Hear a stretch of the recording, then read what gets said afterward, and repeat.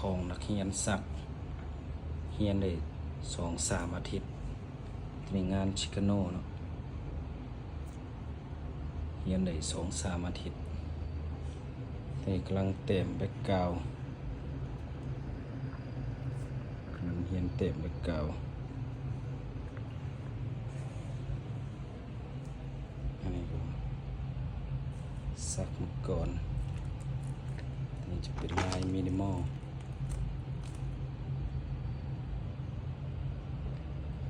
นี่กำลังเต็มแบ็กกราวด์สไตล์งานไทย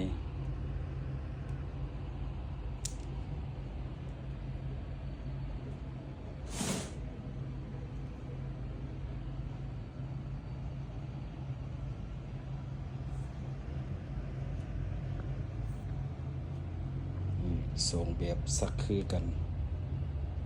แต่ว่าแบ็กกราวด์เต็มคนละแนว